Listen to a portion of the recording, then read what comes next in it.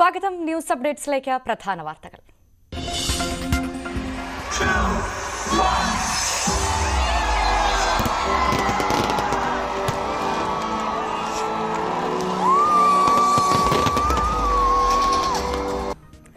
പുതുവർഷത്തെ വരവേൽക്കാൻ ലോകം. ആഘോഷങ്ങൾക്കൊരുങ്ങി സംസ്ഥാനം. കൊച്ചിയിലും തിരുവനന്തപുരത്തും കനത്ത സുരക്ഷ. 12 മണിയോടെ ബീച്ചിലുള്ളവരെ ഒഴിപ്പിക്കുമെന്ന് പോലീസ്.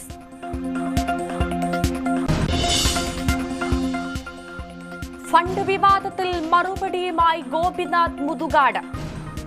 കേരളത്തിൽ നിന്നല്ല, ലോകത്ത് മനുഷ്യരുള്ളിടത്തോളം വിമർശനങ്ങളുണ്ടാവും. അതുകൊണ്ട് അതിനെ എടുക്കുന്നേയില്ല, അതൊരു പ്രശ്നമേ ആക്കുന്നില്ല. നമ്മൾ ചെയ്യേണ്ട കർമ്മം നമ്മൾ ചെയ്യുന്നു എന്ന് മാത്രം.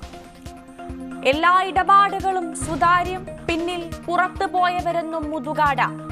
പ്രതികരണം Q18-ൽ. ആരോപണങ്ങളിൽ ഉറച്ചു പരാതിക്കാർ.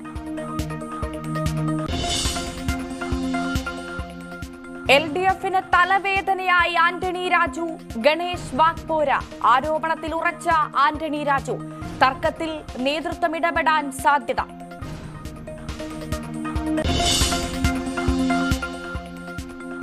CPM-ന്റെ ലീഗ് പ്രേമത്തെ തള്ളി ബിനോയ് വിശ്വം. പ്രചാരണം ലീഗിന്റെ പ്രാധാന്യം വർദ്ധിപ്പിക്കാൻ.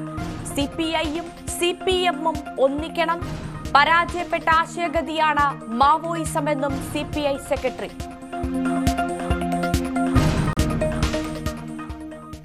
ഇപ്പോൾ VM സുധീരൻ മാധ്യമങ്ങളെ കാണുന്നു, അതിലേക്ക്. പല സ്ഥാനാർത്ഥികളെയും നിശ്ചയിച്ചതാണ്. ഞാനതിൽ വളരെയേറെ ദുഃഖിതനായിരുന്നു. അതുകൊണ്ട് ആ ഒരു അനുഭവം, അതിനൊരു മാറ്റം ഉണ്ടാകണം. ആ മാറ്റം ശ്രീ സുധാകരനിലൂടെ, ശ്രീ സതീശനിലൂടെ ഉണ്ടാകും എന്നൊരു വലിയ പ്രതീക്ഷ എനിക്കുണ്ടായിരുന്നു. അതുകൊണ്ട് തന്നെ അവർ ചുമതലയേറ്റ് ആദ്യം ചേർന്ന രാഷ്ട്രീയകാര്യ സമിതിയിൽ ഞാൻ പറഞ്ഞത് ഇപ്രകാരമാണ്: ഈ സ്ഥാനങ്ങൾ നിശ്ചയിക്കുമ്പോൾ ഇന്ന ഗ്രൂപ്പിന് ഇന്ന ജില്ല എന്ന് ചാർത്തി കൊടുക്കാതെ ഓരോ ജില്ലയിൽ നിന്നും DCC പ്രസിഡന്റ് ഉൾപ്പെടെയുള്ള പേരുകൾ വരുമ്പോൾ ആ പേരുകാർ ആ സ്ഥാനത്തിന് അനുയോജ്യരാണോ അല്ലയോ എന്ന് കൂട്ടായി ചർച്ച ചെയ്യണം. ഒരു പേര് വന്നാൽ ആ പേരിന്റെ ഉടമസ്ഥൻ ആ സ്ഥാനത്തിന് അർഹനാണോ അല്ലയോ എന്ന് കൂട്ടായി ചർച്ച ചെയ്യണം. അപ്പൊ ഞാൻ പറഞ്ഞു, നിങ്ങൾ ഗ്രൂപ്പ് നേതാക്കന്മാരെ വിളിക്കൂ, പഴയ PCC പ്രസിഡന്റുമാരെ വിളിക്കൂ, നമുക്ക് ചർച്ച ചെയ്യാം. പിന്നെ ഒരാളുടെ പേരും ഞാൻ പറയാൻ ഉദ്ദേശിക്കുന്നില്ല എന്നും പറഞ്ഞു. നിർഭാഗ്യവശാൽ ആ രീതിയിലല്ല കാര്യങ്ങൾ പോയത്. ആദ്യത്തെ ആലോചനാ യോഗത്തിൽ തന്നെ മുൻ പ്രസിഡന്റുമാരെ ഒഴിവാക്കി. അതിൽ ശ്രീ മുരളീധരൻ മാത്രമാണ് പരസ്യമായി വിയോജിപ്പ് പ്രകടിപ്പിച്ചത്. ഞങ്ങളാരും പരസ്യമായി പറയാൻ പോയില്ല. അത് കഴിഞ്ഞ് പിന്നെ കണ്ടത് ഡൽഹിയിൽ ഏകപക്ഷീയമായി യാതൊരു ചർച്ചയും കൂടാതെ DCC പ്രസിഡന്റുമാരെ നിശ്ചയിക്കുന്നതാണ്. അവരുടെ പേര് AICC കൈമാറുന്നതായിട്ടാണ്. അപ്പോൾ സ്വാഭാവികമായി ഇതിന്റെ ഭാഗമല്ല എന്ന് ബോധ്യമായി. അത് പ്രവർത്തകർ കൂടി അറിയുന്നത് നല്ലതാണ് എന്നുള്ളതുകൊണ്ട് ഞാൻ ഫേസ്ബുക്കിൽ ഒരു കുറിപ്പ് കൊടുത്തു, ഒരു വിയോജന കുറിപ്പ്. അതിനുശേഷമാണ് ശ്രീ സുധാകരൻ എന്നെ കാണാൻ വന്നത്. കാണാൻ വന്നപ്പോൾ ഞാൻ പറഞ്ഞു, നിങ്ങളുടെ രീതി ശരിയല്ല. ഇത് നേരത്തെ ഉണ്ടായതിനേക്കാളും മോശമായൊരു തലത്തിലേക്കാണ് കാര്യങ്ങൾ നീങ്ങുക. ആ ഒരവസ്ഥ വരരുത്. അതുകൊണ്ട് കൂട്ടായ ചർച്ച വേണം, കൂട്ടായ ആലോചന വേണം. മെറിറ്റിന്റെ അടിസ്ഥാനത്തിൽ, യോഗ്യതയുടെ അടിസ്ഥാനത്തിൽ വേണം ഓരോ സ്ഥാനങ്ങളിലേക്കും ആളുകളെ നിയോഗിക്കാൻ. നിർഭാഗ്യവശാൽ ആ തരത്തിലുള്ളൊരു ചർച്ചയുണ്ടായില്ല. ഏകപക്ഷീയമായ അനൗൺസ്മെന്റ് വന്നു.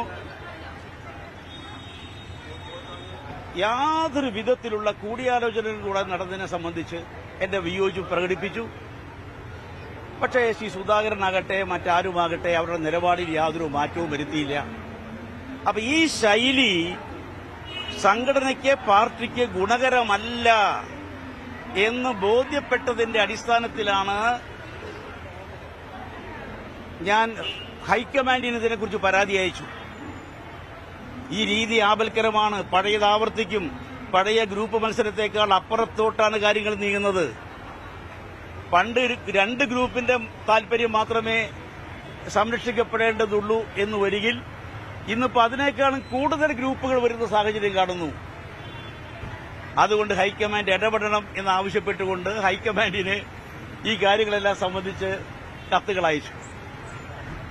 യാതൊരു പ്രതികരണവും ഉണ്ടായില്ല. അതേ തുടർന്നാണ് ഞാൻ രാഷ്ട്രീയകാര്യ സമിതിയിൽ നിന്നും രാജിവെച്ചത്. പിന്നീട് ഓൾ ഇന്ത്യ കോൺഗ്രസ് കമ്മിറ്റി അംഗത്വവും രാജിവെച്ചു. ഞാൻ രാജിവെച്ചതിന് ശേഷം AICC general secretary Tariq Anwar, അദ്ദേഹം ഉൾപ്പെടെ ഉത്തരവാദപ്പെട്ടവർ എന്നെ കാണാൻ വന്നിരുന്നു.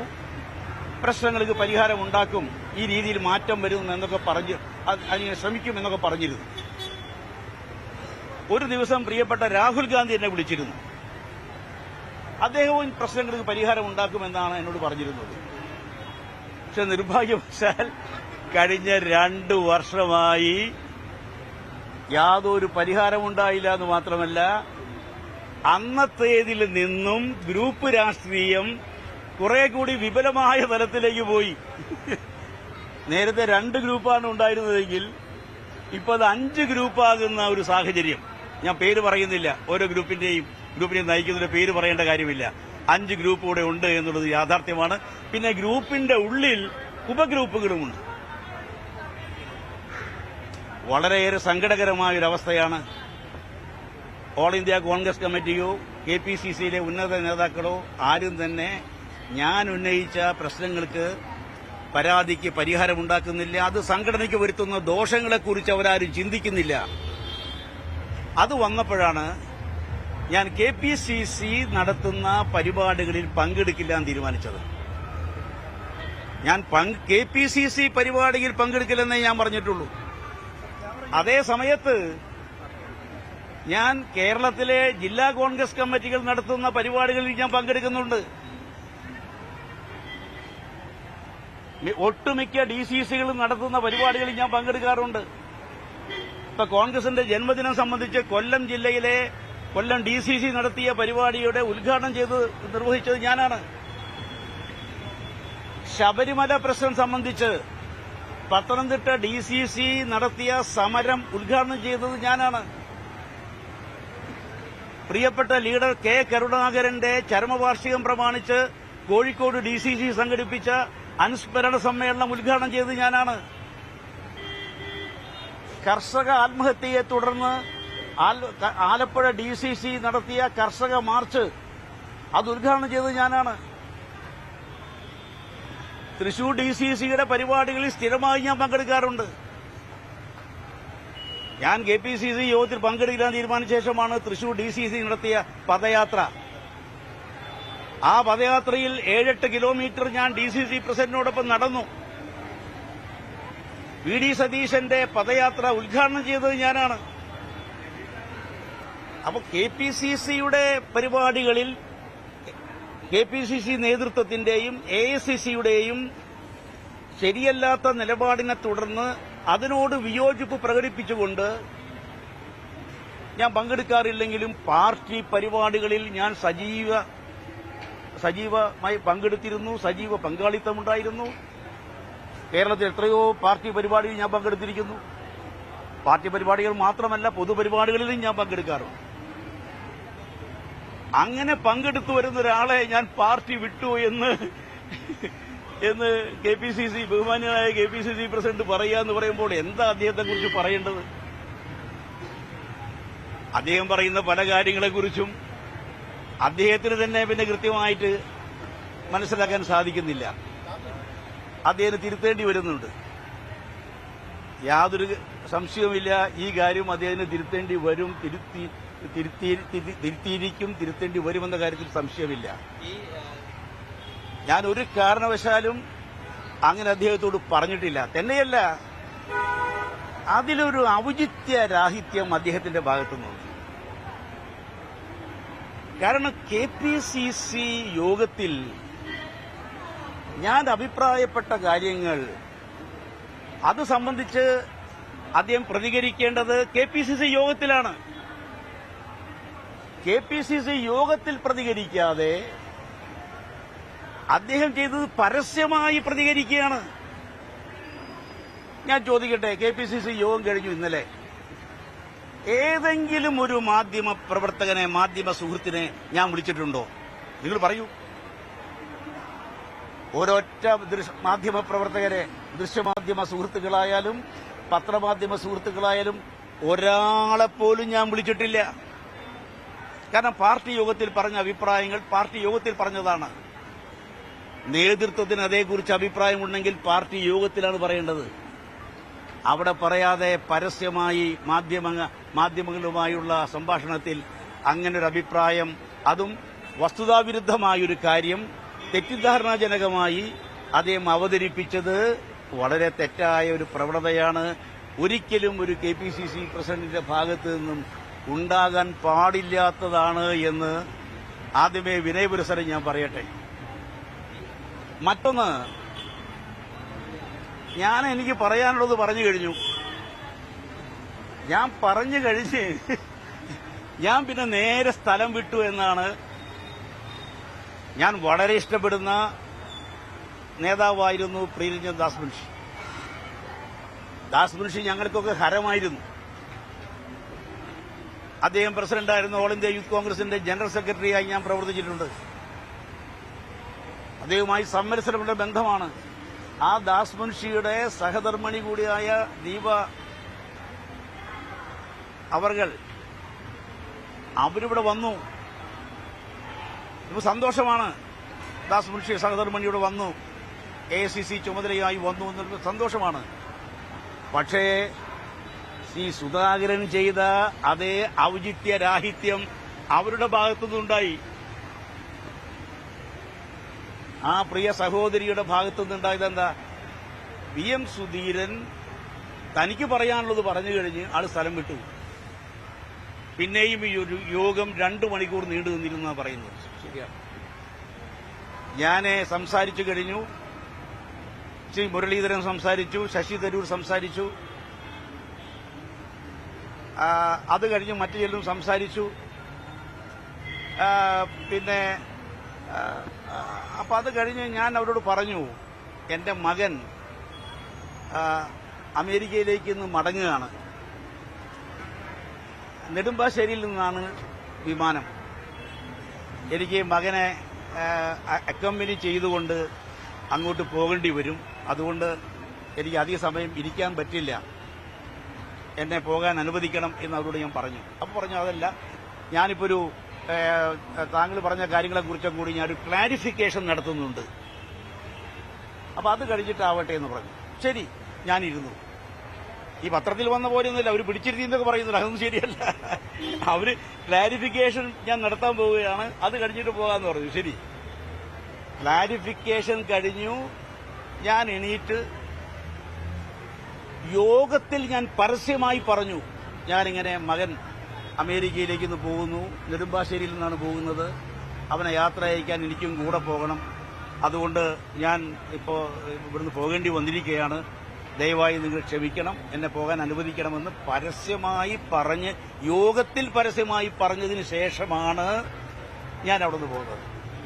അല്ലാതെ എന്റെ ഭാഗം പറഞ്ഞ്, എനിക്ക് പറയാനുള്ളത് പറഞ്ഞ് മറ്റുള്ളവർ കേൾക്കാതെ ഏകപക്ഷീയമായി ഞാൻ പോയി എന്ന് പറയുന്ന ആ ഒരു രീതി ഒട്ടും ശരിയായില്ല.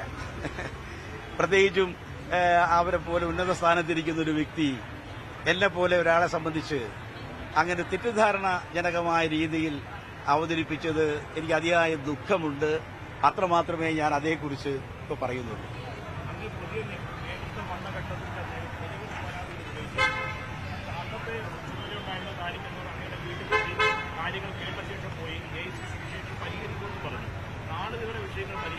അതായത് 2 വർഷം ഞാൻ കാത്തിരുന്നു. ഞാൻ ഈ KPCC പരിപാടികളിൽ മാത്രമേ പങ്കെടുക്കാതിരിക്കുന്നുള്ളൂ. KPCC സ്പോൺസർ ചെയ്യുന്ന പരിപാടികളിൽ, KPCC മീറ്റിംഗിൽ, മറ്റേ ഞാൻ നേരത്തെ പറഞ്ഞല്ലോ, DCCകളുടെ പരിപാടികളിലും മറ്റു പാർട്ടി പരിപാടികളിലും UDF പരിപാടികളിലും ഞാൻ പങ്കെടുക്കാറുണ്ട്. ഇപ്പൊ UDFന്റെ കുറ്റവിചാരണ സദസ്സിൽ ഞാൻ പലയിടത്തും പോയിരുന്നു, ഞാൻ പങ്കെടുക്കുന്നുണ്ട്. അപ്പോ ഈ തരത്തിൽ നിർബന്ധ എന്താ നേരത്തെ സൂചിപ്പിച്ചത്? നിരവധി പരാതികൾ. അതെ, ഞാൻ 2 വർഷം ഞാൻ കാത്തിരുന്നു. എന്നെ വളരെ ദുഃഖിപ്പിച്ചൊരു സംഗതി ഞാൻ പോലും അത്ഭുതപ്പെട്ടു പോയി. എന്നെ പോലൊരാൾ വളരെ പ്രധാനപ്പെട്ടൊരു കാര്യം, സുപ്രധാനമായ കാര്യം, നിർണായകമായ ചില കാര്യങ്ങളെക്കുറിച്ച് കേരളത്തിലെ കോൺഗ്രസിന് മുൻ അനുഭവങ്ങൾ ഉണ്ടായതിന്റെ അടിസ്ഥാനത്തിൽ അത്തരം അനുഭവങ്ങൾ ഉണ്ടാകരുത് എന്നുള്ള ഉത്തമ താൽപര്യത്തിന്റെ അടിസ്ഥാനത്തിൽ ഞാൻ നിർദ്ദേശിച്ച അഭിപ്രായങ്ങളെ സംബന്ധിച്ച് ഒരു തരത്തിലും ചർച്ച ചെയ്യാൻ ആദ്യത്തെ ചർച്ച ചെയ്യുമെന്ന് പറഞ്ഞിരുന്നെങ്കിലും ഒരു തരത്തിലും ചർച്ച ചെയ്ത് പരിഹാരമുണ്ടാക്കാൻ AICCയുടെയോ KPCCയുടെയോ ഉത്തരവാദപ്പെട്ട ഒരാൾ പോലും എന്നെ കണ്ടിട്ടില്ല. തന്നെയുമല്ല, എന്നെ വേദനിപ്പിച്ച മറ്റൊരു കാര്യമുണ്ട്. KPCC നേതാക്കന്മാരോട് ചിലർ ചോദിക്കുമ്പോൾ പറയും, അദ്ദേഹം പണി നിർത്തിപ്പോയി. ഞാൻ കേരളത്തിലെ എല്ലാ സ്ഥലങ്ങളിലും യോഗങ്ങൾക്ക് കോൺഗ്രസ് പരിപാടിയിൽ പങ്കെടുക്കുമ്പോഴാണ് ഈ പറയുന്നത്, അദ്ദേഹം പണി നിർത്തി പോയിരിക്കുകയാണ്. അപ്പൊ ഒരു കാര്യം മനസ്സിലായി, ഇവരുടെയൊക്കെ ആറ്റിറ്റ്യൂഡ്, അഭിപ്രായ വ്യത്യാസമുള്ളവർ, വിയോജിപ്പുള്ളവർ പോകട്ടെ, പാർട്ടി വിട്ടു പോകട്ടെ, പാർട്ടിയിൽ നിഷ്ക്രിയരാവട്ടെ, അതൊന്നും തങ്ങൾക്ക് പ്രശ്നമല്ല. എന്തൊരു തെറ്റായ ഒരു പ്രവർത്തന ശൈലിയാണത്. ഞാൻ ആലോചിക്കുകയാണ്, ഞങ്ങളുടെയൊക്കെ പഴയ KSU യൂത്ത് കോൺഗ്രസ് കാലത്തൊക്കെ ഏതെങ്കിലും ഒരാൾക്ക് വയലാർ രവി, AK ആന്റണി, ഉമ്മൻചാണ്ടി, PC ചാക്കോ, അങ്ങനെ ആ കാലഘട്ടം ഞാൻ ഓർക്കുകയാണ്, ഞങ്ങളൊക്കെ ഉണ്ടായിരുന്ന കാലഘട്ടം. ഏതെങ്കിലും KK വിശ്വനാഥ് KPCC പ്രസിഡന്റ്, ആ കാലമൊക്കെ ഓർക്കുകയാണ്. AK ആന്റണി KPCC പ്രസിഡന്റ്, ആ കാലമൊക്കെ ഓർക്കുകയാണ്. ആർക്കെങ്കിലും പരാതി ഉണ്ടെങ്കിൽ, ആരെങ്കിലും മാറി നിൽക്കുന്നുണ്ടെങ്കിൽ അവരുടെ വീട്ടിൽ പോയി കണ്ട് സംസാരിച്ച് അവരെ കൂടി മുഖ്യധാരയിലേക്ക് വീണ്ടും സജീവമാക്കുക എന്നുള്ളതാണ് അന്നത്തെ ശൈലി. ഇപ്പോഴത്തെ ശൈലി എന്താ? ഒരാള് മാറി നിൽക്കുന്നുണ്ടെങ്കിൽ അയാൾ പോട്ടെ. അപ്പൊ എനിക്ക് മനസ്സിലായി, ഏതായാലും ഇവരുടെ നിലപാട് ഒട്ടും ആരോഗ്യകരമല്ല, ഒട്ടും തൃപ്തികരമല്ല. നമ്മളൊക്കെ പാർട്ടിയിൽ നിന്നും പോകണമെന്നാണ് അവർ ആഗ്രഹിക്കുന്നത് എന്നെനിക്ക് മനസ്സിലായി. പക്ഷെ ഒരു കാര്യം ഞാൻ തുറന്നു പറയുകയാണ്, അവരൊക്കെ കോൺഗ്രസിൽ വരുന്നതിന് മുമ്പേ തന്നെ ഞാൻ കോൺഗ്രസ്സുകാരനാണ്. ഞാൻ ജനിച്ചത് കോൺഗ്രസ്സാണ്. ഞാൻ 16 വയസ്സിൽ KSUവിന്റെ വയലാർ രവി പ്രസിഡന്റായ സംസ്ഥാന കമ്മിറ്റിയിൽ 21 അംഗ സമിതിയിൽ സ്കൂൾ വിദ്യാർത്ഥികളെ പ്രതിനിധീകരിച്ചുകൊണ്ട് അംഗമായി വന്ന ആളാണ്. അന്ന് മുതൽ വിദ്യാർത്ഥി യുവജന രംഗത്തും തുടർന്ന് കോൺഗ്രസ് രംഗത്തും സജീവമായി പ്രവർത്തിക്കുന്ന ഒരാളാണ്. അങ്ങനെയുള്ള എന്നെപ്പോലുള്ള ആളുകൾ, ഞാൻ മാത്രമല്ല, എന്നെപ്പോലുള്ള ആളുകൾ, അവർ പോയാൽ പോകട്ടെ എന്നതാണ് മനസ്ഥിതി. അവരൊക്കെ പണി നിർത്തിപ്പോയി എന്ന പ്രചരണമാണ് നടത്തുന്നത്. അപ്പോഴേക്ക് കാര്യം മനസ്സിലായി, ഇവരാരും സതുദ്ദേശത്തോടെ പ്രവർത്തിക്കുന്നവരല്ല. അതുകൊണ്ട് ഞാനങ്ങ് തീരുമാനിച്ചു. ഞാൻ കഴിഞ്ഞ ദിവസം AK ആന്റണിയുമായി 2 മണിക്കൂർ സംസാരിച്ചു. അദ്ദേഹവുമായി സംസാരിച്ചപ്പോൾ തന്നെ എന്റെ മനസ്സിന്റെ ഭാരം വളരെയേറെ കുറഞ്ഞു. അതേ തുടർന്ന് ഞാൻ തന്നെ ആരും പറഞ്ഞിട്ടില്ല, ഞാൻ തന്നെ തീരുമാനിച്ചു, ഒരു കാര്യം ചെയ്യാം, ഇനിയിപ്പോ ഇവരാരെയും കാത്തു നിൽക്കണ്ട. കാരണം കോൺഗ്രസ് എന്റേതു കൂടിയാണ്, ഈ മഹത്തായ പ്രസ്ഥാനം എന്റേതു കൂടിയാണ്. അപ്പോ അതുകൊണ്ട് ഇനി ഇവരാരെയും ഇനി കാത്തു നിൽക്കേണ്ട കാര്യമില്ല. അതുകൊണ്ട് ഞാൻ തീരുമാനിച്ചു, ഏതായാലും പാർട്ടി യോഗങ്ങൾ, KPCC യോഗങ്ങളിൽ പങ്കെടുത്ത് പറയാനുള്ളത് അവിടെ പറയാൻ തീരുമാനിച്ചു. അങ്ങനെയാണ് ഞാൻ ഇന്നലെ യോഗത്തിൽ ചെന്നത്, പറയാനുള്ളത് പറഞ്ഞു. അതേക്കുറിച്ചൊന്നും, ഞാൻ പറഞ്ഞ കാര്യങ്ങളെക്കുറിച്ചൊന്നും അവർക്കൊരു മറുപടിയില്ല. ആകെ അവർ പറഞ്ഞൊരു പോയിന്റ്, ഞാൻ മറ്റൊരു പ്രധാനപ്പെട്ട കാര്യം പറഞ്ഞു. കോൺഗ്രസിനെ സംബന്ധിച്ച് എന്റെ മനസ്സിനെ അലട്ടുന്നൊരു ഏറ്റവും പ്രധാനപ്പെട്ട വിഷയമാണ് കോൺഗ്രസിന്റെ സാമ്പത്തിക നയങ്ങൾ, മതേതരത്വം സംബന്ധിച്ച കാഴ്ചപ്പാട്. നമുക്കറിയാം, കോൺഗ്രസിനെ സംബന്ധിച്ച് നമ്മളൊക്കെ എപ്പോഴും ആവേശം കൊള്ളിക്കുന്നതാണ് പണ്ഡിറ്റ് ജവഹർലാൽ നെഹ്റുവിന്റെയും ഇന്ദിരാഗാന്ധിയുടെയും സാമ്പത്തിക നയങ്ങൾ. ഈ രാജ്യത്തെ ബാങ്കുകൾ ദേശവൽക്കരിച്ചു, ഇൻഷുറൻസ് ദേശവൽക്കരിച്ചു, പൊതുമേഖലാ സ്ഥാപനങ്ങളെ വളർത്തി രാജ്യത്തെ പുരോഗതിയിലേക്ക് നയിച്ചു. എന്തിനേറെ ലോക സാമ്പത്തിക രംഗം പോലും തകർന്നു വീണപ്പോൾ ഇന്ത്യയിൽ ഒരു ഉലച്ചിലുമില്ലാതെ ഇന്ത്യ പിടിച്ചു നിന്നത് ജവഹർലാൽ നെഹ്റുവിന്റെയും ഇന്ദിരാഗാന്ധിയുടെയും സാമ്പത്തിക നയങ്ങളുടെ ഫലമായിട്ടാണ്. അത്രമാത്രം അഭിമാനകരമായ സാമ്പത്തിക നയം. അതുപോലെയാണ് അവർ ഉയർത്തിപ്പിടിച്ച മതേതര മൂല്യങ്ങൾ. ഇത് രണ്ടിലും വെള്ളം ചെരുക്കുന്ന സാഹചര്യം. 91 നവ ലിബറൽ സാമ്പത്തിക നയം ഞാൻ മൻമോഹൻ സിംഗിനെയോ അല്ലെങ്കിൽ നരസിംഹറാവുവിന്റെയോ ആ സതുദ്ദേശം ഞാൻ കുറ്റം പറയില്ല. അവർ തുടങ്ങി വെച്ചതൊരു പക്ഷേ നല്ല ഉദ്ദേശത്തോടുകൂടിയായിരിക്കാം. പക്ഷെ എന്താ അതിന്റെ ആത്യന്തികമായ ഫലം? ശരിക്കു പറഞ്ഞാൽ ഇന്ന് BJP രാജ്യത്തിന്റെ സമ്പത്ത് അദാനിമാർക്ക്, അംബാനിമാരുടെ മുമ്പിൽ അടിയറ വയ്ക്കുമ്പോൾ അവർ പറയുന്നത് എന്താ? We are following the Congress policies, we are implementing the Congress policies, we are implementing what Congress has initiated. ഇതാണ് നിർമ്മല സീതാരാമനും BJP നേതാക്കളും പറയുന്നത്. അതുകൊണ്ട് തന്നെ ഞാൻ സോണിയാഗാന്ധിക്ക് ചിന്തൻ ശിബിരിന്റെ സമയത്ത് ഞാൻ എഴുതി. 2020, 2021 2 കത്തുകൾ ഞാൻ അയച്ചു. നമ്മുടെ സാമ്പത്തിക നയങ്ങൾ പുനഃപരിശോധിക്കണം. സാമ്പത്തിക നയങ്ങൾ BJP കോൺഗ്രസിന്റെ സാമ്പത്തിക നയങ്ങളുടെ ചൂട് പിടിച്ചാണ് ചെയ്യുന്നതെന്ന് അവർ അവകാശപ്പെടുന്നു, അവകാശവാദം ഉന്നയിക്കുന്നു. അതുകൊണ്ട് ഈ നയത്തിൽ മാറ്റം വരണം. നെഹ്റുവിന്റെയും ഇന്ദിരാഗാന്ധിയുടെയും സാമ്പത്തിക നയങ്ങളിലേക്ക് മടങ്ങിപ്പോകണം. അതുപോലെ തന്നെയാണ് മതേതരത്വം സംബന്ധിച്ച നിലപാട്. മതേതരത്വം ഇന്ത്യൻ നാഷണൽ കോൺഗ്രസിന്റെ കാർഡിനൽ പ്രിൻസിപ്പിളാണ്. ഏറ്റവും പ്രധാനപ്പെട്ട അടിസ്ഥാന തത്വമാണ് മതേതരത്വം. ആ മതേതര മൂല്യങ്ങൾ വെള്ളം ചേർക്കപ്പെടുന്നു. നമുക്കറിയാം, പല സാഹചര്യങ്ങൾ കൊണ്ട് ഇപ്പോ പല സ്റ്റേറ്റുകളിലും മൃദു ഹിന്ദുത്വവുമായി മുന്നോട്ട് പോയി. അവിടെ പോയ സ്ഥലങ്ങളിലൊക്കെ കോൺഗ്രസ് പരാജയപ്പെടുകയാണുണ്ടായത്.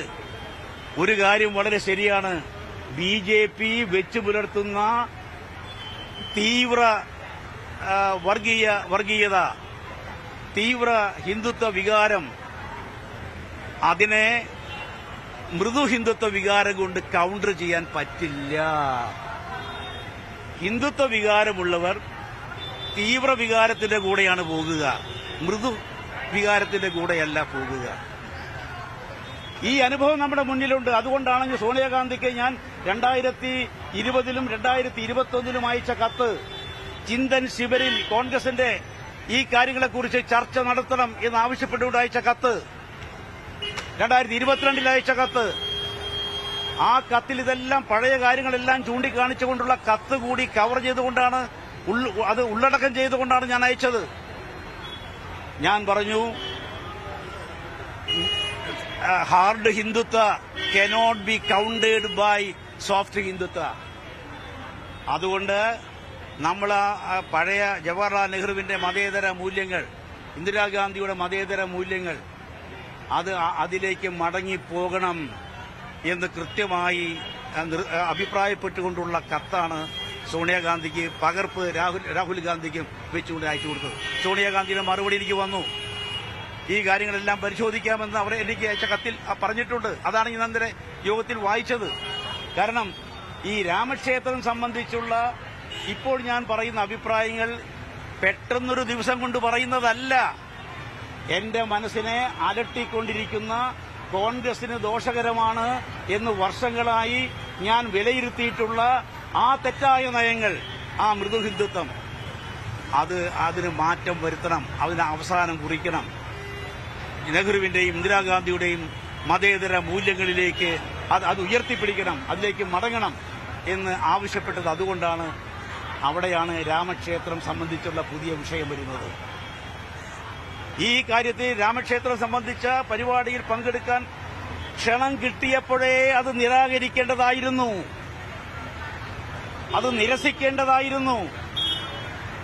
ഒരു കാര്യം വളരെ വ്യക്തമല്ലേ, നരേന്ദ്രമോദി ആഘോഷമായി വർഗീയ വികാരം ആളിക്കത്തിക്കുക, വെറുപ്പിന്റെയും വിദ്വേഷത്തിന്റെയും അടിസ്ഥാനത്തിൽ ജനങ്ങളെ ഭിന്നിപ്പിക്കുക, ഇങ്ങനൊരു നയവുമായി നരേന്ദ്രമോദി വ്യക്തമായ അജണ്ട, വർഗീയ അജണ്ട വെച്ച് പുലർത്തിക്കൊണ്ട് എന്തിനേറെ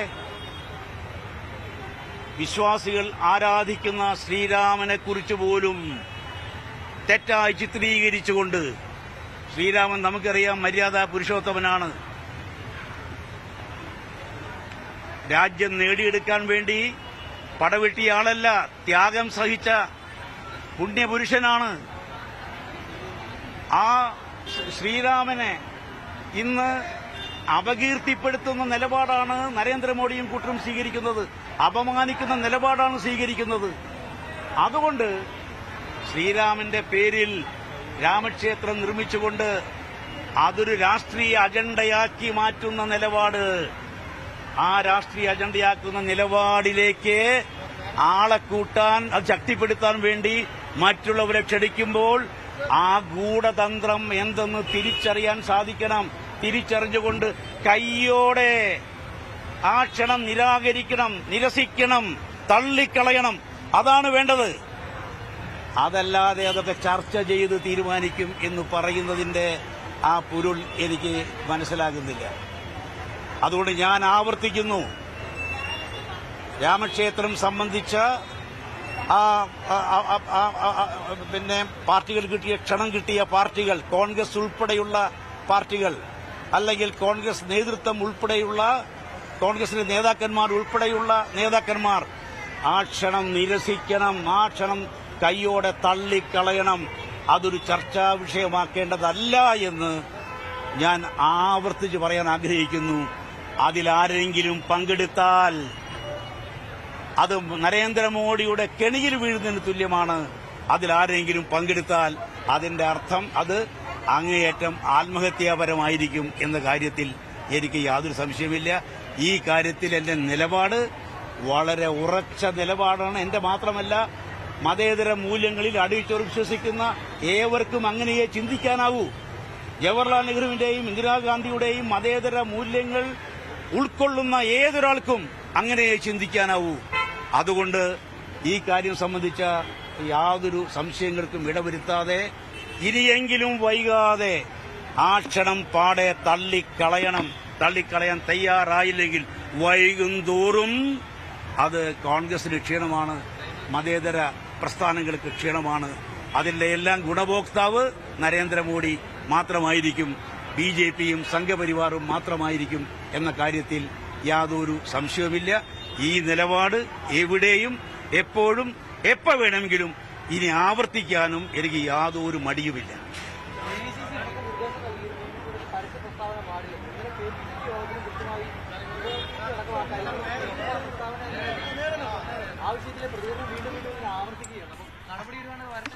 അല്ല, അതൊന്നുമല്ല.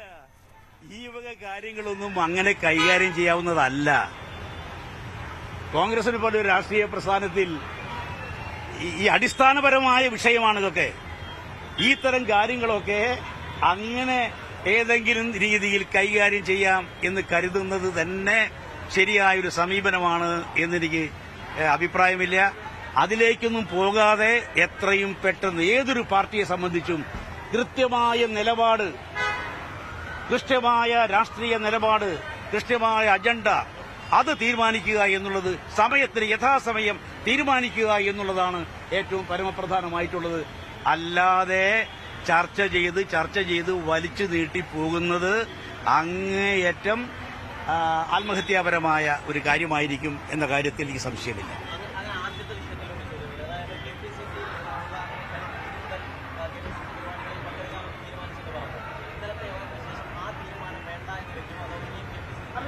തീർച്ചയായിട്ടും പങ്കെടുക്കും. KPCC യോഗങ്ങളിൽ കൃത്യമായിട്ട് പങ്കെടുക്കും. കാരണം അവരാഗ്രഹിക്കുന്നത് ഞാൻ പങ്കെടുക്കരുത് എന്നാണെന്ന് മനസ്സിലായിരിക്കും. അവരാഗ്രഹിക്കുന്നത് ഈ പാർട്ടിയിൽ തന്നെ ഞാൻ ഉണ്ടാകരുത് എന്നാണ് എനിക്ക് മനസ്സിലായി. അവരുടെ ഉദ്ദേശം നല്ലതല്ല എന്ന് ബോധ്യപ്പെട്ടപ്പോൾ അതിന് നിന്നുകൊടുക്കുന്നത് ശരിയല്ലല്ലോ. അതുകൊണ്ട് ഞാൻ പങ്കെടുക്കാൻ തന്നെയാണ് തീരുമാനിച്ചുള്ളത്. പറയാനുള്ള കാര്യങ്ങളൊക്കെ ആരുടെ വിലക്കുണ്ടെങ്കിലും പറയാൻ എനിക്ക് യാതൊരു മടിയുമില്ല, ഞാൻ പറയുകയും ചെയ്യും.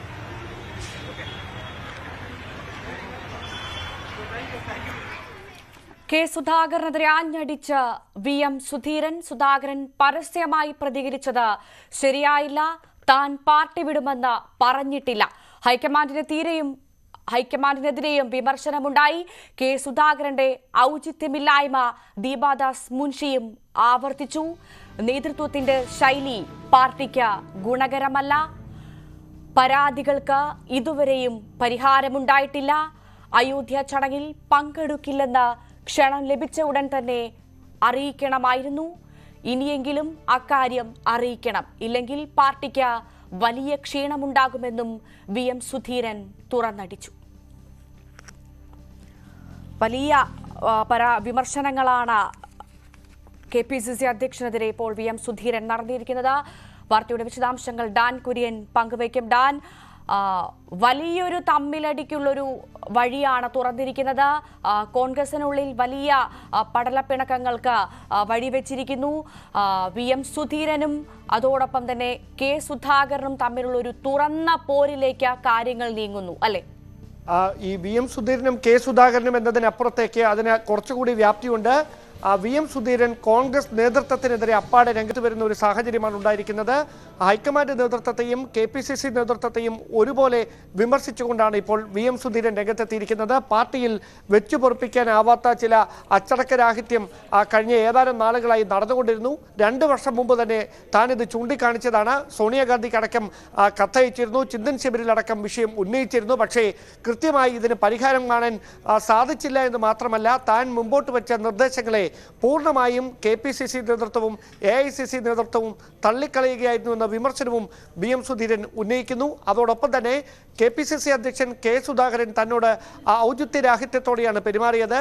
ദീപാദാസ് മുൻഷിയും AICC ജനറൽ സെക്രട്ടറിയായി കേരളത്തിന്റെ ചുമതല ഏറ്റെടുത്ത ദീപാദാസ് മുൻഷിയും അതേ ഔചിത്യരാഹിത്യം തന്നെ തന്നോട് തുടർന്നു എന്ന വിമർശനവും VM സുധീരന്റെ ഭാഗത്തു നിന്ന് ഉണ്ടായിട്ടുണ്ട്. പാർട്ടിയിൽ പരസ്യ പ്രസ്താവനകൾ പാടില്ല എന്ന് എപ്പോഴും നിലപാടെടുത്തിരുന്ന കെ സുധാകരൻ തന്നെ, KPCC അധ്യക്ഷൻ കെ സുധാകരൻ തന്നെ കഴിഞ്ഞ ദിവസം VM സുധീരനുമായി ബന്ധപ്പെട്ട മാധ്യമപ്രവർത്തകരുടെ ചോദ്യത്തിന് നൽകിയ മറുപടിയാണ് VM സുധീരനെ ചൊടിപ്പിച്ചിരിക്കുന്നത്. അതുകൊണ്ട് തന്നെയാണ് കെ സുധാകരനെതിരെ വ്യക്തിപരമായും പാർട്ടി നേതൃത്വത്തെ കടന്നാക്രമിക്കുകയും ചെയ്ത തരത്തിലേക്ക് രൂക്ഷ വിമർശനവുമായി ഇപ്പോൾ VM സുധീരൻ രംഗത്തെത്തിയിരിക്കുന്നത്. ഏതായാലും ന്യൂയോർക്കിലേക്ക് KPCC അധ്യക്ഷൻ വിദഗ്ധ പരിശോധനകളുടെ ഭാഗമായി ഇത് പോകുന്ന സാഹചര്യമുണ്ട്. അതുകൊണ്ട് പോകുന്നതിന് മുമ്പ് മാധ്യമപ്രവർത്തകർ കൊച്ചിയിൽ വെച്ച് നെടുമ്പാശ്ശേരി വിമാനത്താവളത്തിൽ വെച്ച് അദ്ദേഹത്തോട് പ്രതികരണം ആരാഞ്ഞിരുന്നു. ആ സമയത്തും KPCC അധ്യക്ഷൻ വ്യക്തമാക്കിയത് VM സുധീരന്റെ മുൻ KPCC അധ്യക്ഷൻ കൂടിയായ VM സുധീരന്റെ പ്രസ്താവനകൾക്ക് താൻ വില കൽപ്പിക്കുന്നില്ല എന്നാണ്.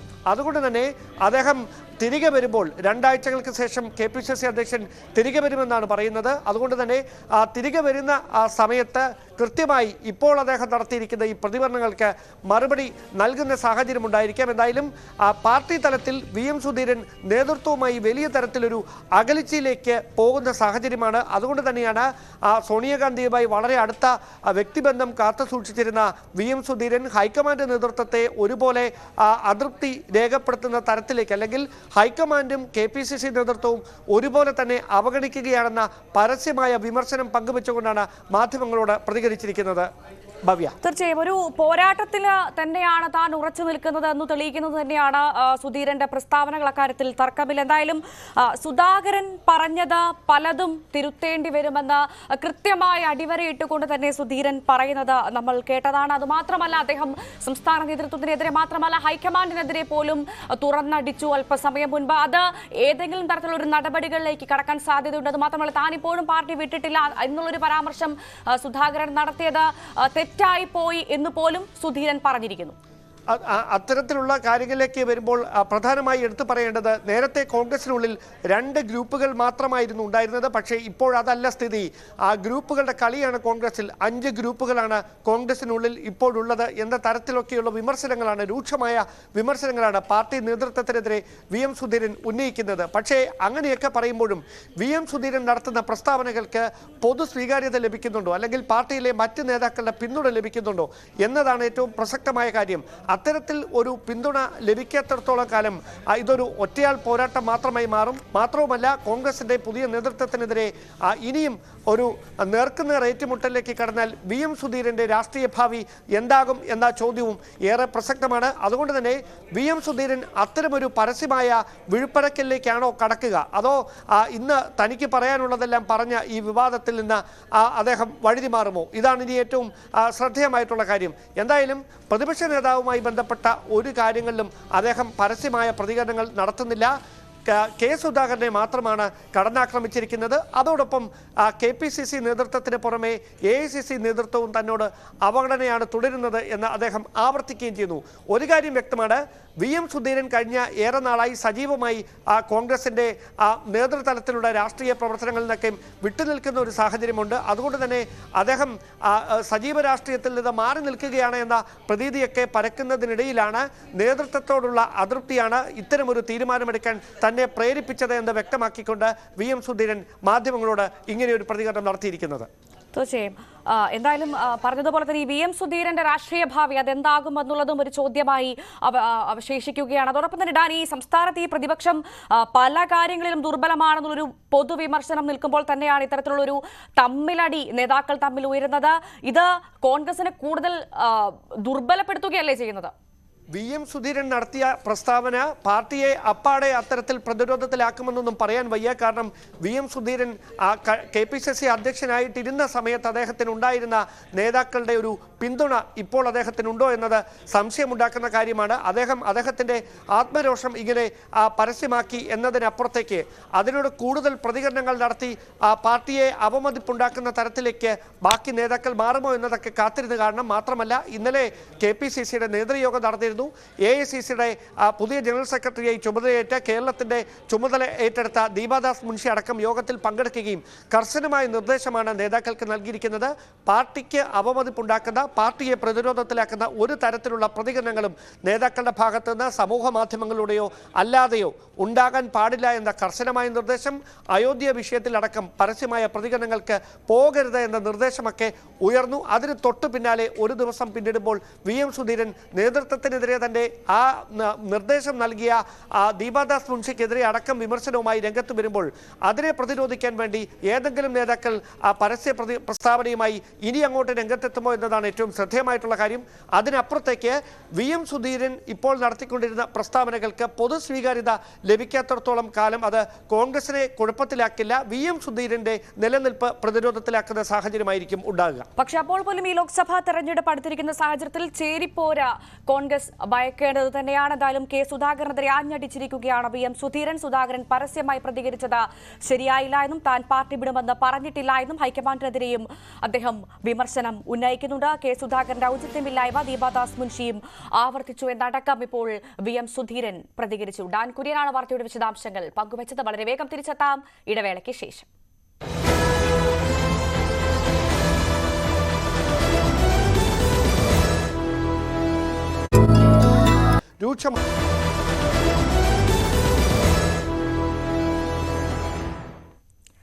തിരികെ വാർത്തയിലേക്ക് വരുമ്പോൾ പുതുവർഷത്തെ വരവേൽക്കാൻ ഇനി മണിക്കൂറുകൾ മാത്രം ബാക്കി.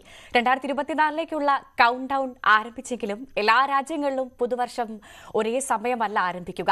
വലിയ പ്രതീക്ഷകളോടുകൂടിയാണ് ലോകമെമ്പാടുമുള്ളവർ 2024 വരവേൽക്കാൻ ഒരുങ്ങുന്നത്.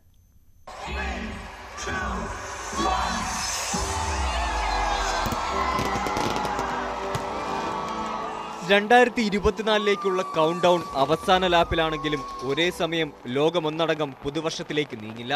ഭൂമിയുടെ സമയമേഖലയിലെ വ്യത്യാസം മൂലം ചില രാജ്യങ്ങൾ ഇന്ത്യയെക്കാളും വളരെ നേരത്തെയും ചില രാജ്യങ്ങൾ വളരെ വൈകിയും പുതുവത്സരം ആഘോഷിക്കും. ഗ്രിഗോറിയൻ കലണ്ടർ അനുസരിച്ചാണ് എല്ലാ രാജ്യങ്ങളും ജനുവരി 1 പുതുവർഷാരംഭമായി കണക്കാക്കുന്നത്.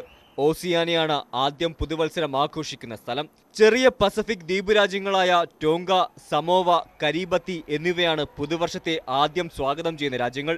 ഗ്രീൻവിച്ച് മീൻ ടൈം അനുസരിച്ച് ഡിസംബർ 31 ഇന്ത്യൻ സമയം ഉച്ചകഴിഞ്ഞ് ഏകദേശം 3:30 തന്നെ ഇവിടെ അടുത്ത വർഷമെത്തും. അതിനുശേഷമാണ് മറ്റ് ലോകരാജ്യങ്ങൾ പുതുവത്സരം ആഘോഷിക്കുക.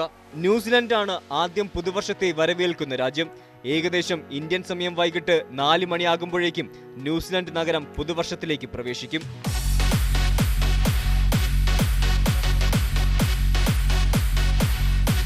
തൊട്ടു പിന്നാലെ ഓസ്ട്രേലിയയിലും പുതുവർഷമെത്തും.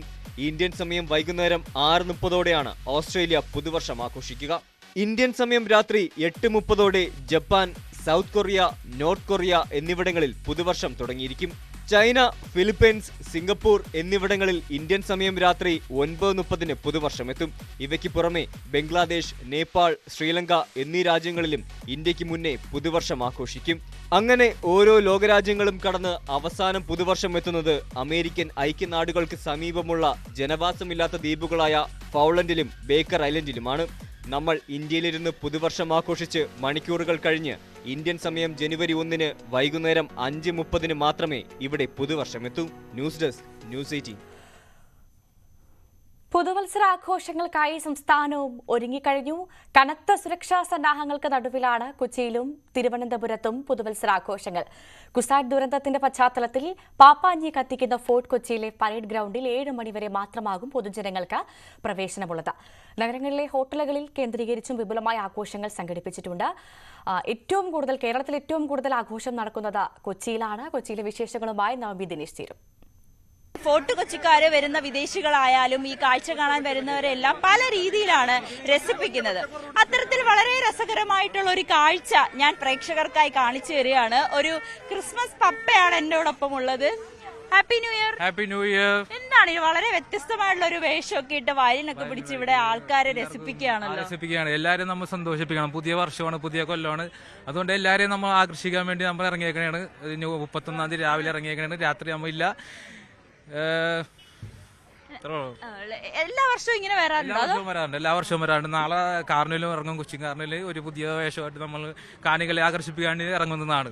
എന്താ ക്രിസ്മസ് പപ്പയുടെ പേരെന്താ? അക്ഷയ് ആന്റണി. എവിടുത്തെ കൊച്ചിക്കാരൻ തന്നെ? തോപ്പുമടി, കൊച്ചി തോപ്പുമടി. എന്താ ഇങ്ങനെ ഒരു ഐഡിയ തോന്നാനുണ്ടായ കാര്യം? ഇപ്പോഴും ഒരു എല്ലാവരും സ്റ്റാൻഡ് ആയിട്ട് ഇറങ്ങുള്ളൂ. അപ്പൊ എല്ലാവരും ഫോട്ടോ എടുത്തോളൂ. അപ്പൊ വയലിനാകുമ്പോ എല്ലാവർക്കും ഒന്നും കൂടി ഒന്ന് ത്രില്ല എൻജോയ് ചെയ്യാൻ വേണ്ടിയാണ് വയലിനായിട്ട് ഇറങ്ങിയേക്കുന്നത്. എന്തായാലും വളരെ വ്യത്യസ്തമായിട്ടുള്ള ഒരു വേഷത്തിലാണ് അക്ഷയ് എത്തിയിരിക്കുന്നത്. ഇവിടെയുള്ളവരെല്ലാവരും വന്ന് സെൽഫി എടുക്കുകയും ഫോട്ടോ എടുക്കുകയും ഒക്കെ ചെയ്യുന്നുണ്ട്. അങ്ങനെ ഫോർട്ട് കൊച്ചി എല്ലാവിധത്തിലും പുതിയൊരു വർഷത്തെ വരവേൽക്കാനായി തയ്യാറായി കഴിഞ്ഞു. ക്യാമറാമാൻ മനോജ് കുമാറിനോടൊപ്പം നവമി ദിനേശ്, ന്യൂസ് 18 കൊച്ചി. വലിയ ആഘോഷങ്ങളാണ് സംസ്ഥാനം ഉടനീളമുള്ളത്. ഏറ്റവും കൂടുതൽ എപ്പോഴും ന്യൂ ഇയറിനെ വരവേൽക്കുന്നത് കൊച്ചിയാണ്, പ്രത്യേകിച്ചും ഫോർട്ട് കൊച്ചിയാണ്. ഫോർട്ട് കൊച്ചിയിൽ പാപ്പാഞ്ഞിയെ കത്തിക്കുന്നതൊക്കെ വലിയ ആഘോഷമാണ്. ഫോർട്ട് കൊച്ചിക്കാരെ സംബന്ധിച്ചൊരു പ്രത്യേകതരം സ്വീകരണമാണ് 2024 നൽകാൻ തയ്യാറായിരിക്കുന്നതിൻ്റെ ദൃശ്യങ്ങളാണ് നമ്മൾ കണ്ടത്. എന്തായാലും പുതുവർഷത്തിനെ വരവേൽക്കാൻ കൗണ്ട് ഡൗൺ ആരംഭിച്ചിരിക്കുകയാണ്. 2024 നല്ലൊരു വർഷമാവട്ടെ എന്നുള്ളൊരു പ്രാർത്ഥനയായിരിക്കും ലോകമെമ്പുമുള്ള എല്ലാ ആളുകൾക്കും ഉണ്ടാവുക. എന്തായാലും ന്യൂ ഇയർ ആഘോഷം പൊടിപൊടുക്കുകയാണ്. പ്രത്യേകിച്ചും കോവിഡൊക്കെ പൂർണ്ണമായി മാറി ആഘോഷങ്ങൾ തിരിച്ച് കിട്ടിയ വർഷം എന്ന് വേണമെങ്കിൽ നമുക്ക് 2023 പറയാം. 2023 കടന്നു പോവുകയാണ്. നമുക്ക് കൂടുതൽ ന്യൂ ഇയർ വിശേഷങ്ങളിലേക്ക് വരണം. അതിനു മുൻപൊരു ഇടവേള.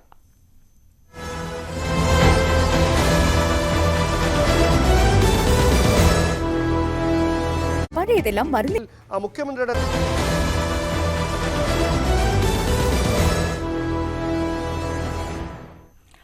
ഇടവേളയ്ക്ക് മുൻപ് നമ്മൾ കൊച്ചിയിലെ ആഘോഷങ്ങളെ കുറിച്ചാണ് പറഞ്ഞത്. കൊച്ചി എന്തായാലും പുതുവത്സരം കളറാക്കും. നമുക്കിപ്പം തത്സമയം ഡാനി പോൾ ചേരുന്നുണ്ട്. ഡാനി, പുതുവത്സരം ന്യൂ ഇയർ നമുക്ക് കളറാക്കണ്ടേ? എങ്ങനെയാണ് കൊച്ചിയിൽ?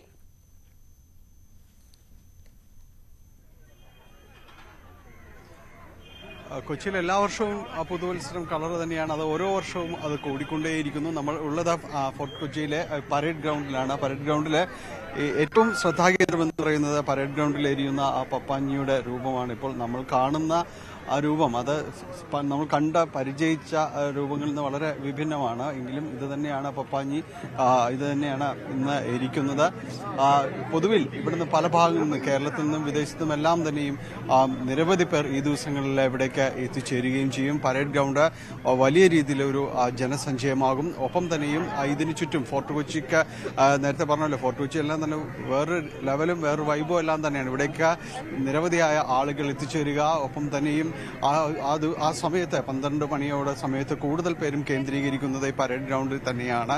ഇവിടങ്ങളിലെ ഈ കാണുന്ന പപ്പാഞ്ഞിയുടെ വലിയ രൂപം ഏതാണ്ട് 1600 കിലോയോളം സ്റ്റീൽ ഇതിനു വേണ്ടി ഉപയോഗിച്ചിട്ടുണ്ട്. 82 അടി ഉയരത്തിലാണ് അത് നിർമ്മിച്ചിരിക്കുന്നത്. എല്ലാ വർഷവും ഇവിടെ പപ്പാഞ്ഞിയിരിക്കുക, അത് കാണുവാൻ വേണ്ടി വലിയൊരു ആൾക്കൂട്ടം ഉണ്ടാവുക, ഇതെല്ലാം തന്നെയാണ് ഇവിടെ നടക്കുന്നത്. ഇത്തവണയും ഇക്കുറിയും അതിനൊന്നും മാറ്റമില്ല. ഈ സമയം കൊണ്ട് തന്നെ നിരവധിയായ ആളുകൾ ഇവിടേക്ക് തന്നെ എത്തിക്കൊണ്ടേയിരിക്കുന്നു.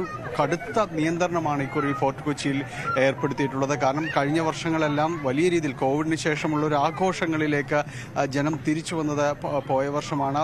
അതുകൊണ്ട് തന്നെയും ഈ പരേഡ് ഗ്രൗണ്ടിനെ ഉൾക്കൊള്ളാവുന്നതിനെയും വലിയ ഇരട്ടി ആളുകളാണ് വന്നത്. 40,000 പേരെന്ന് പറയുമ്പോൾ അതിന് എത്രയോ ഇരട്ടി, അതായത് 3 ലക്ഷത്തോളം പേർ കഴിഞ്ഞ വർഷം ഇവിടെ എത്തിയെന്നാണ് കണക്കാക്കുന്നത്. അതിൻ്റെ ഒരു വലിയ വിഷയങ്ങൾ, ആരോഗ്യപരമായ വിഷയങ്ങൾ പലർക്കും തന്നെ ഉണ്ടായിരുന്നു. അതുകൊണ്ട് തന്നെയും കർശനമായ നിയന്ത്രണം ഏർപ്പെടുത്തിയിരിക്കുന്നു. ഇവിടെ ബാരിക്കേഡുകൾ തിരിച്ച ഈ ഗ്രൗണ്ട് തന്നെ തരം തിരിച്ചിട്ടുണ്ട്. ഒപ്പം ഏതാണ്ട് 4 മണിയോടുകൂടി തന്നെ ഇവിടേക്കുള്ള പൂർണ്ണമായും കൊച്ചി കളർഫുൾ ആണ്. കൊച്ചിക്കൊപ്പം ഡാൻസേട്ടന്റെയും 2024 കളർഫുൾ ആകട്ടെ. Happy new year. നമുക്ക് തിരുവനന്തപുരത്തെ വിശേഷങ്ങൾ കൂടി അറിയണം. തിരുവനന്തപുരവും ആഘോഷങ്ങളിൽ ഒട്ടും പിന്നോട്ടല്ല.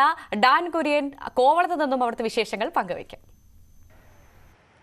പുതുവർഷത്തെ വരവേൽക്കാൻ വിപുലമായ ആഘോഷങ്ങളാണ് തലസ്ഥാന നഗരിയിലും ഒരുങ്ങിയിരിക്കുന്നത്. മാനവീയ വീതിക്ക് പുറമെ ഏറ്റവും കൂടുതൽ വിനോദസഞ്ചാരികൾ അടക്കം എത്തുന്ന കോവളം ഹവ ബീച്ചിലും ശംഖുമുഖം ബീച്ചിലും ഒക്കെ ഒരുക്കങ്ങൾ പൂർത്തിയായി കഴിഞ്ഞിരിക്കുന്നു. വൈകിട്ട് 6 മണിയോടെ ആഘോഷ പരിപാടികൾ ആരംഭിക്കും എന്നാണ് വിവരം. വിദേശികളുടെ എണ്ണം മുൻ വർഷങ്ങളെ അപേക്ഷിച്ച് നന്നായി കുറവാണ് എങ്കിലും ആഭ്യന്തര വിനോദസഞ്ചാരികളാണ് 2024 വരവേൽക്കുന്നതിന് വേണ്ടി കോവളം ഹവ ബീച്ചിലേക്കടക്കം എത്തിയിരിക്കുന്നതിൽ ഏറെയും പോലീസിന്റെ ഭാഗത്തു നിന്ന് വലിയ സുരക്ഷാ ക്രമീകരണങ്ങളാണ് ആഘോഷങ്ങളുടെ ഭാഗമായി ജില്ലയിൽ പ്രത്യേകിച്ച് നഗരത്തിൽ ഒരുക്കിയിരിക്കുന്നത്. സിറ്റി പോലീസ് കമ്മീഷണറുടെ നേതൃത്വത്തിൽ ഏതാണ്ട് 1500ഓളം ഉദ്യോഗസ്ഥരെയാണ് വിവിധ കേന്ദ്രങ്ങളിൽ സുരക്ഷാ ക്രമീകരണങ്ങളുടെ ഭാഗമായി വിന്യസിക്കുക. അതോടൊപ്പം DJ പാർട്ടികളടക്കം നടക്കുന്ന ഇടങ്ങളിൽ പോലീസിന്റെ കർശനമായ പരിശോധനകളുണ്ടാകും. പാർട്ടികളും മറ്റും നടത്തുന്നതിന് പോലീസിന്റെ അനുമതി വാങ്ങണം എന്ന കാര്യം നേരത്തെ തന്നെ പ്രമുഖ ഹോട്ടലുകളെയും റിസോർട്ടുകളെയും എല്ലാം അറിയിച്ചിട്ടുമുണ്ട്. എന്തായാലും വിപുലമായ ഒരുക്കങ്ങൾ അത് വിനോദസഞ്ചാര വകുപ്പിന്റെ ഭാഗത്തുനിന്ന് നടക്കുമ്പോൾ സുഗമമായി ആഘോഷങ്ങൾ നടത്തുന്നതിന് വേണ്ടിയിട്ടുള്ള ഒരുക്കങ്ങളിൽ പോലീസും സുരക്ഷാ ക്രമീകരണങ്ങൾ ഒരുക്കിക്കൊണ്ട് ഭാഗമാകുകയാണ്.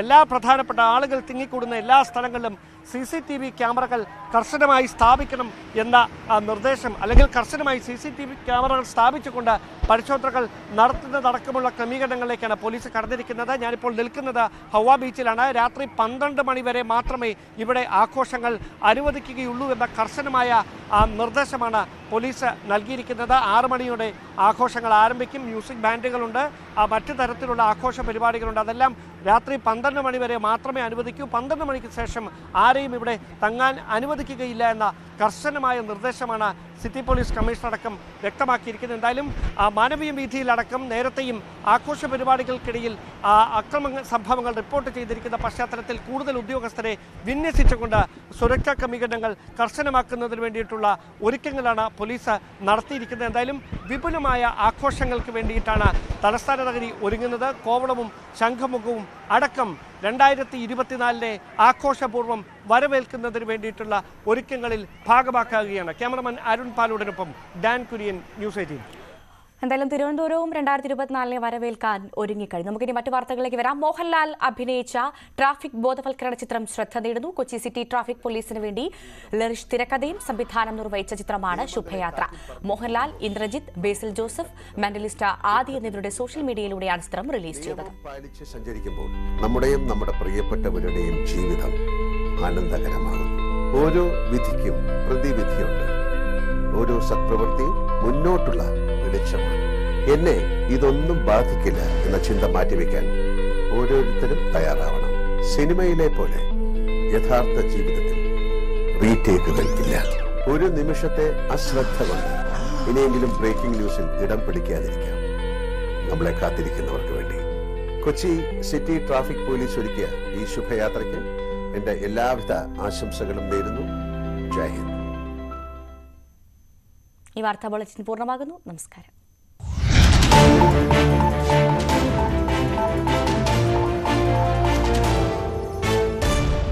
പരിപാടി ലംഘനമാണെന്ന്